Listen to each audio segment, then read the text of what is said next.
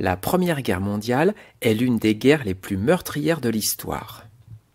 Des causes multiples associées à un événement déclencheur sont à l'origine de cette guerre. Nous allons évoquer dans un premier temps 3 causes profondes, puis, dans un deuxième temps, la chronologie des déclarations de guerre pendant l'été 1914. La première raison est historique.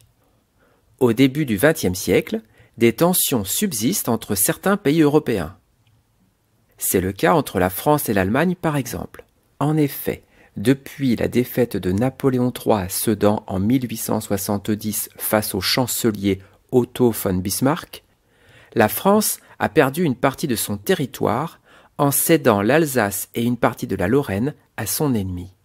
Cette amputation du territoire ne sera jamais acceptée par les Français qui rêvent de revanche. Cette tension apparaît d'ailleurs très palpable avec l'affaire Dreyfus, un capitaine de l'armée française accusé injustement d'espionnage au profit de l'Allemagne. La deuxième raison est économique. L'Angleterre, puis la France sont les 2 premiers pays à entrer dans l'ère industrielle. Ces 2 pays imposent alors leur puissance sur le monde entier. Mais au début du XXe siècle, l'Allemagne a rattrapé son retard.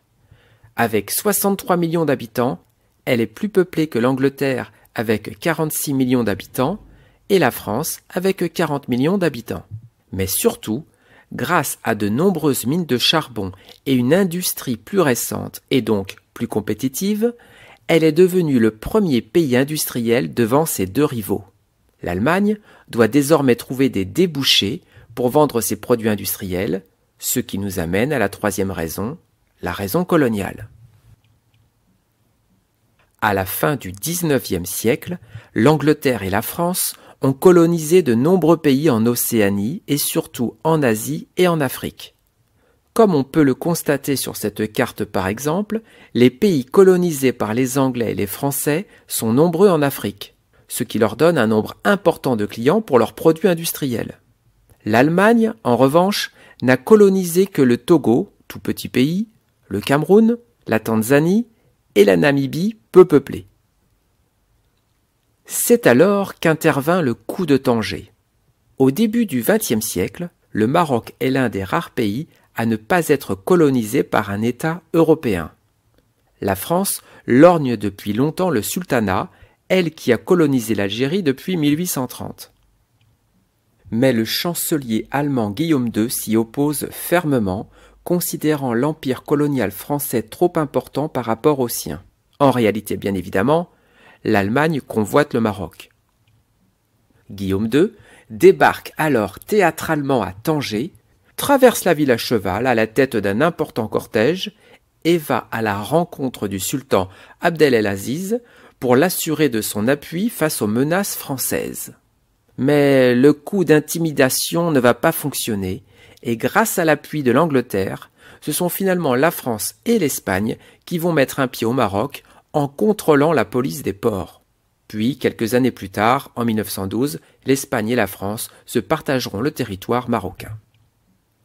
Les rivalités historiques, économiques et coloniales expliquent pourquoi la France et l'Allemagne s'opposent dans le jeu des alliances existant à la veille de la Première Guerre mondiale. D'un côté, on retrouve l'Allemagne qui s'associe à l'Autriche-Hongrie et l'Italie. De l'autre, on retrouve la France et l'Angleterre, les 2 plus grandes puissances coloniales, et la Russie. S'associent bien sûr à ce jeu d'alliance les colonies et quelques pays amis comme la Serbie. Mais il fallait un déclenchement pour mettre le feu aux poudres. C'est ce qui va arriver le 28 juin 1914 à Sarajevo, au sud de l'Empire austro-hongrois. L'archiduc François-Ferdinand d'Autriche, héritier du trône d'Autriche-Hongrie, en visite dans cette région qu'on appelle la Bosnie, est assassiné par Gavrilo Princip, un jeune Serbe de 19 ans. L'affaire est grave, car François-Ferdinand était sur le point de devenir empereur pour remplacer son vieil oncle vieillissant de 86 ans. Un mois plus tard, l'Autriche-Hongrie lance un ultimatum à la Serbie. Parmi les 10 points, elle demande notamment à ouvrir une enquête contre des complices sur le territoire serbe, sinon elle lancera une déclaration de guerre à la Serbie. La Serbie refuse. L'assassin est néanmoins jugé et condamné par l'Autriche-Hongrie, mais ne sera pas puni de peine de mort, car il était alors mineur. Entre-temps, la Serbie reçoit un soutien de poids avec l'appui de la Russie.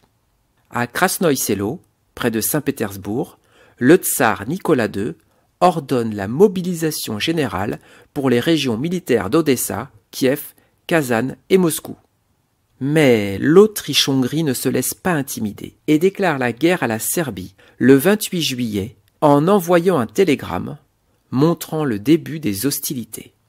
L'Europe allait alors entraîner une grande partie du monde entier pour la première fois dans une guerre effroyable.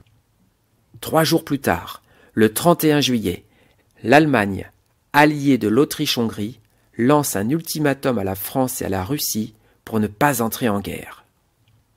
À Paris, Jean Jaurès, homme politique pacifiste, appelant à ne pas entrer en guerre, est assassiné. Plus rien ne pourra alors stopper l'engrenage infernal.